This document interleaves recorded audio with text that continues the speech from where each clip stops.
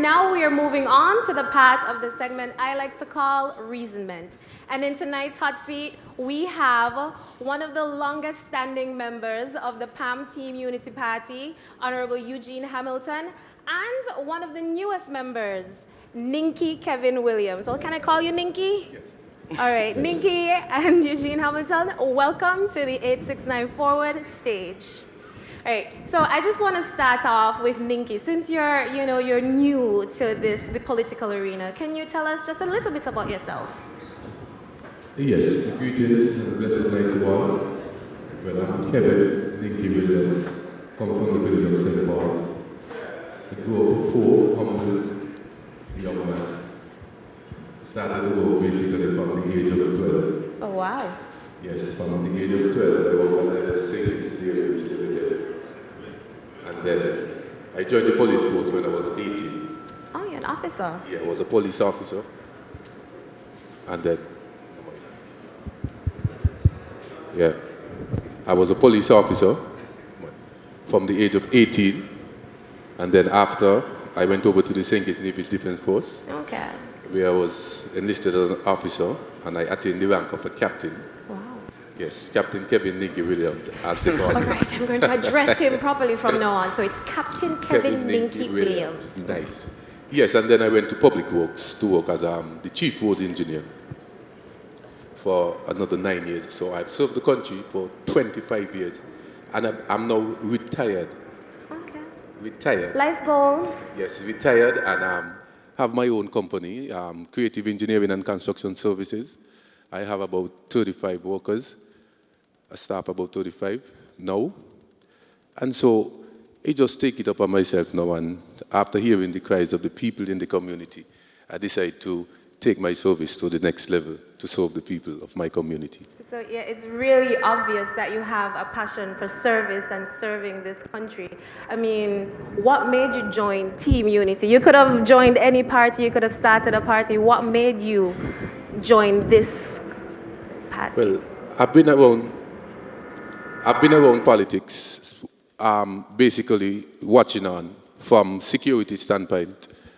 And after I realized what our country have been through for the past 20 years prior to 2015, and I decided Team Unity is the dream team, and they have the vision to take this country to a next level. And that is why I decided, okay, Team Unity is where I will put my heart in, and I will put my trust and confidence in. So it's a pleasure for me to be a part of this team. I love it. So, well, you've joined the Dream Team, Honorable Eugene Hamilton. You've been with the Dream Team for some years now. You have one of the largest portfolios of any ministers. What are you most proud of? Thank you, and good night. Thanks for having me on the program tonight. I want to say a very good night to all those who are listening and viewing this program tonight. Can you speak up a little bit? Can you speak up? With the mic? I was saying I want to thank all those who have joined us to listen and view this program tonight. And the question was why I joined. No, what are you most proud of? What I was proud of. As the government or before government? Either way, we're here to get to know the ministers, so... First off, we should actually ask him to tell us about how we grew up. Well, we grew up, his childhood, etc., etc. Mm-hmm. Well, and then we can get into the politics of it after. All right, thanks. In the little village of Waterworks in Keon, there came a child one day, and it was Eugene Hamilton. I was born to, of course, single mother, and my mother and my father were not married. And of course, after I was born, there came a twin. Almost 2 years later. And I believe it was in the era when many persons were traveling to England, so my mother went off to England. It could have been for another reason too. It could have been the fact that maybe my grandmother thought too many children too fast, so send you away from my father. But of course, I then grew up in Waterworks. In the usual way, we were accustomed to one pair of shoes. We called them dog muzzle in those days. Dog muzzle? Dog muzzle. Okay. That's what it was. And then, of course, we would go to the mountains in the mornings, tie out your animals at Tank's pasture, get home. You have to then sweep the yard because the guinea tree too many bush on the ground. Of course, you then have to head water because there was no water pipe in the home and fill up the drum in the yard. And then you have to do so many chores, feed the fowls, feed the pigs, and you better get to school on time. So all this was before All this 8:30? all this before you get to school. Wow. And of course, you know, your grandmother sees you slouching around, she will say, when the bell ring, you better make sure you're in your classroom. For the kids today will never know. Right. So today's kids sleep very late. But we were 4 o'clock in the morning and up and about. I am today. But then I grew up, of course, you're guilty of that? Yes. Oh my goodness. But you know, today, we as I said, when I grew up then, we went to the Keon Primary School. It was a school that had asbestos roofing on it for about 70 years. It was removed under the team unity administration. I played every game that there was at the time. Cricket, football, had captained my own cricket team and football team. Played with some of the best players, some of whom made it at the national level. And then, of course, I got into teaching when I was 16. That's a chore by itself because I was 15 when I finished with graduating from school. And then I didn't bother to go on to the high school because at that point my brother was going to school, high school. So too was my sister. Mother in England, she already died. My father already moved on to another family. A grandmother still on estate wages. So I had to go to teach at 16 to help them to get to school. I taught for 5 years. And then, of course, I branched into banking. I was there for 3 years. Then I went into insurance. And it was where I actually found my calling, if you will. I'm in politics now, but that was when I found my calling. Because the truth is, I went to British American. Within 2 or 3 years, I became the manager there. I was managing St. Kitts, Nevis, and Anguilla branches. Turned the company around. It was an era when people saw insurance companies as being rip-offs, but it was turned around. Got a good 300% increase, and it was caught the eye of many people. Went on to do my FLMI and my Chartered Life Underwriter programs. I still think there aren't many of those in the Caribbean today. And then, of course, having done that, I then joined National Caribbean Insurance. Joined National Caribbean Insurance, that was another dream by itself. I won't talk about that. I believe that is too long a story. But then after that, I joined, I got involved in politics very early. To be quite frank, it was from the 1960s when we were observing what was happening with St. Kitts, Nevis, and Anguilla was breaking away from St. Kitts, you know? And so it was an area that I got interested in. I experienced, for example, when Christmas festivities was turned into National Carnival, and the reasons why it was turned into National Carnival, because the government then felt that it was too dominated by persons who were associated with opposition members, so it became National Carnival in 1970. A long history. Yeah. But, you know, fast forward, I got involved in politics in about at least elective politics, around 1998.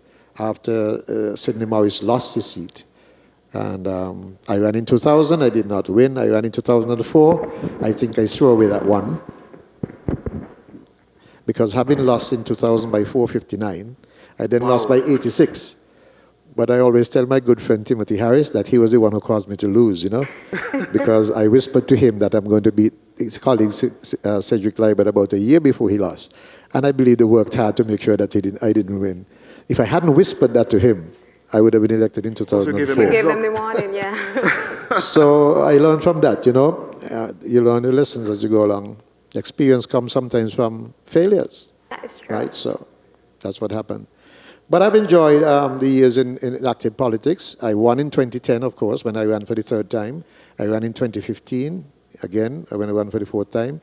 And 2020 is upon us now, when I will win for the third time in a row. Proud moments, of course, include, you know, the fact that I've been able to bring improvement to healthcare. For example, we know that the hemodialysis costs about $120,000 a year just to treat a hemodialysis patient.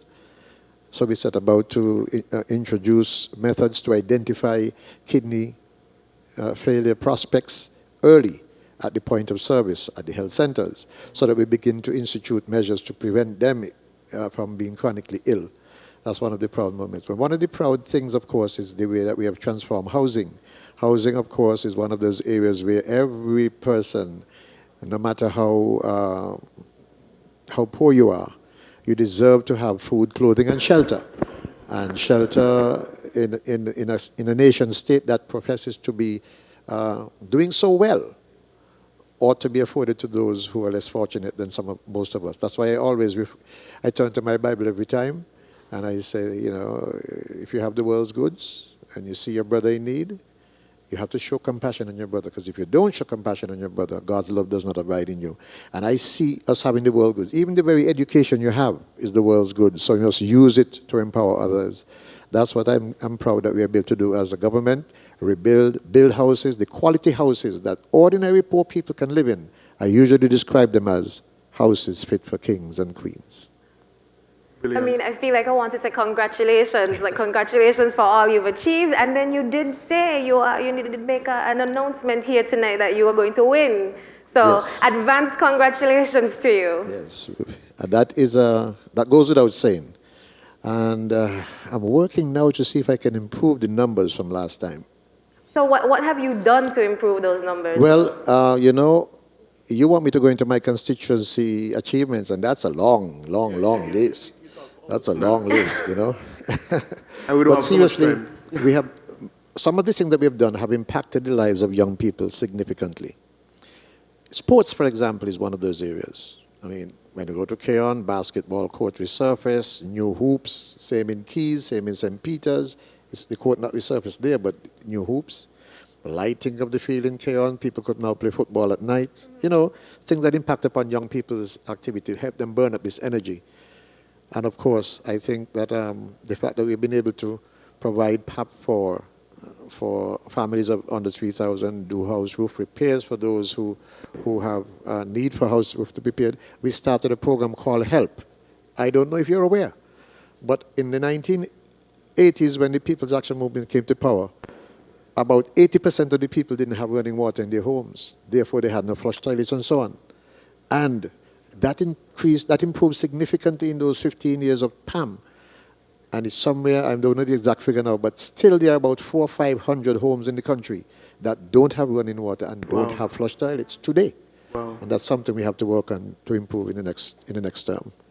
Yeah, I believe I saw that survey, and I think most of those homes are in your constituency, Kevin. How do you feel about that? Well, it's sad. When I met people who have those conditions, it's very sad, because for the past 25 years, we had a leader of the country and the representative, and he was in place for a long time, over 31 years. So when I walk around the country and I meet those conditions, it's very heartbreaking. Actually, by Monday, my crew actually will be going and build a few toilets for other persons there in the community. Okay, Kevin, I have a question for you, and I'm really excited to talk to you about this, actually. You're actually running against one of the most experienced and well-known politicians in the Western Hemisphere. You are going up against the former Prime Minister of St. Kitts and Nevis. You have a significant challenge ahead of you. I'm sure you understand that. And we would just want to know what you've been doing in the community to actually shift the winds of change from Douglas to Kevin Dinky Williams. What have you been doing over the last 5 years or over the last 10 years in your constituency in order to basically convince the people to put their trust in you? Because I think one of your slogans is try something new or try something different. Try something else. Try something else, right? Yes, try something else. Exactly. So how have you been convincing the people of number 6 to try something else in Kevin Dinky Williams? Well, basically, the former leader has done 60% of that for me. Because the way he cheats and the way he cheats the people in our constituency, the way he performs for our constituency has done 60%. Because right now in our constituency, about 75% is youth, young people that go up under his leadership and know of what he been doing and see and hear how he behaves So that in itself have done 60% for me. So the other now is to ensure and to show the young people that we don't have to follow history. Right. Because most of the people in our constituency is voting for that party based on history and fear, especially from the elders, because of what they've been taught or what they've been seen over the time. But that now, we are more educated and able to reason and understand for ourselves.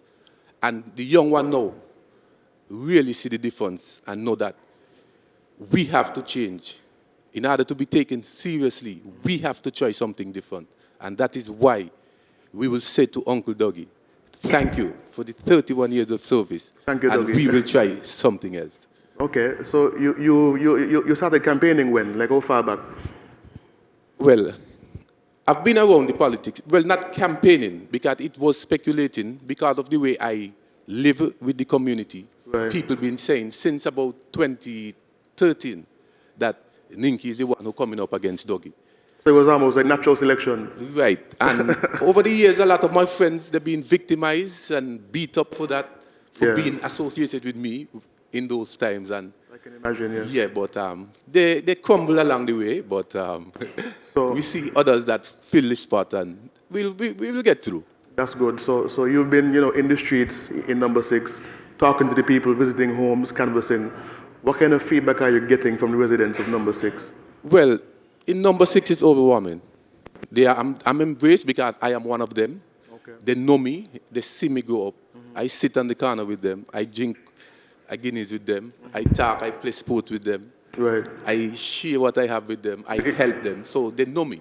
In the community? I'm in the community. And not just in my personal, in St. Paul's, but also in Newton Gong, Dietbe, Passengers, Saglos. Every one of them could relate to Kevin Ninky Williams in some aspect, in some form. They could know that.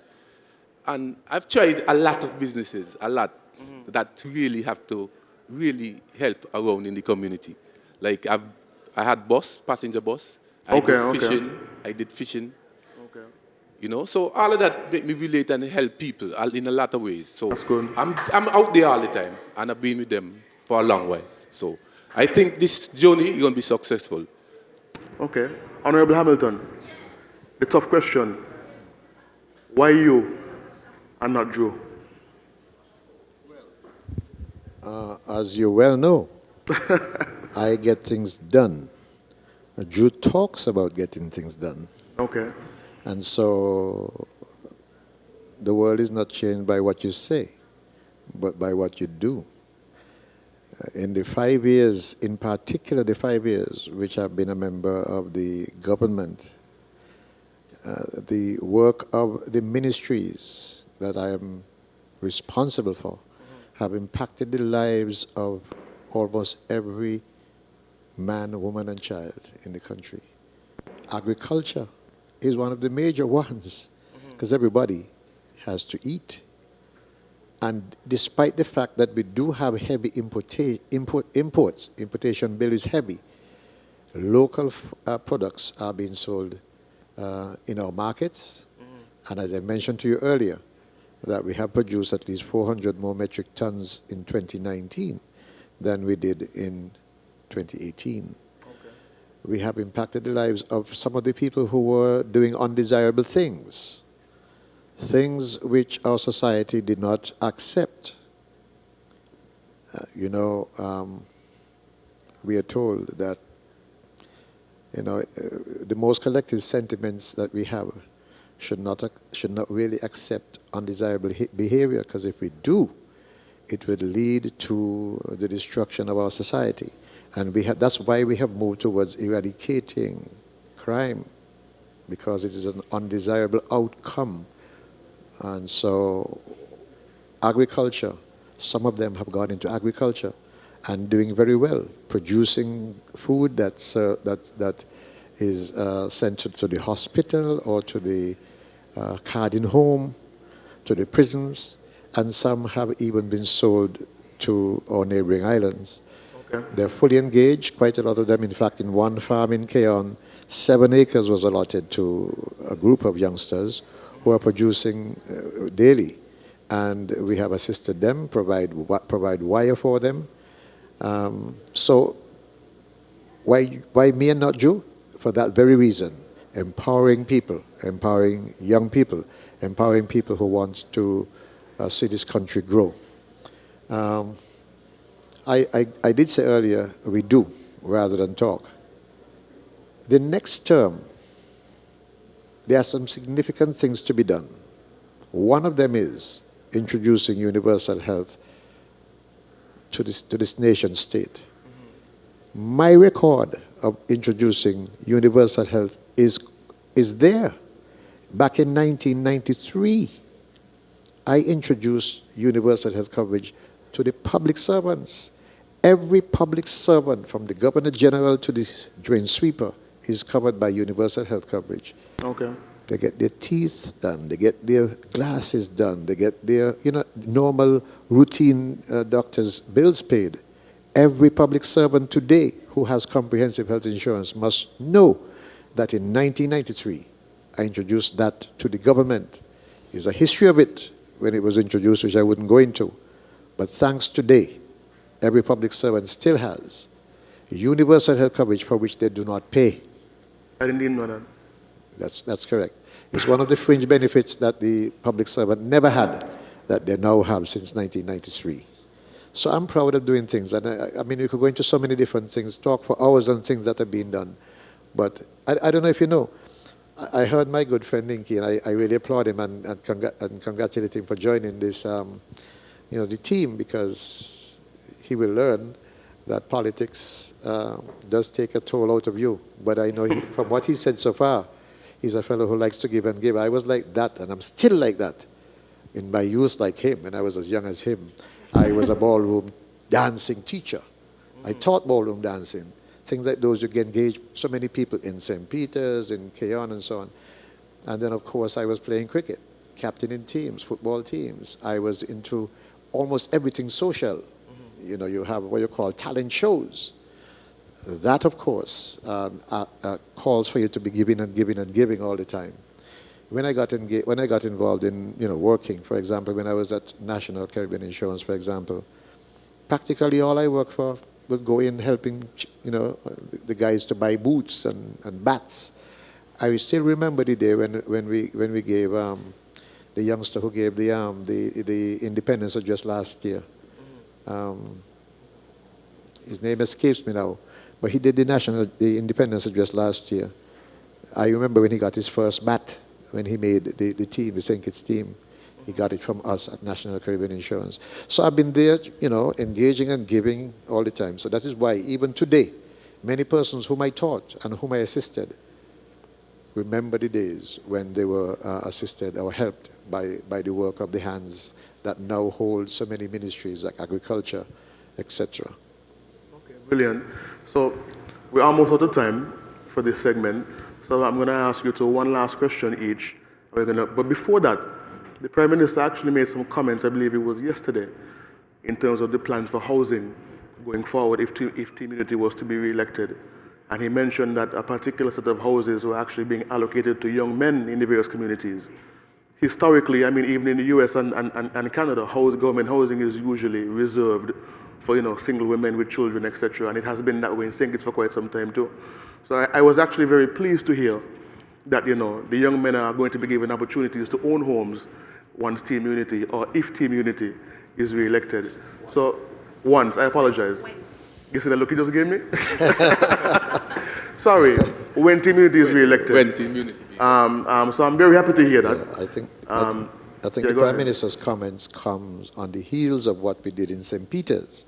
Like I said before, St. Peter's is the community that is kind of pioneering in all of these transformational ways of producing homes.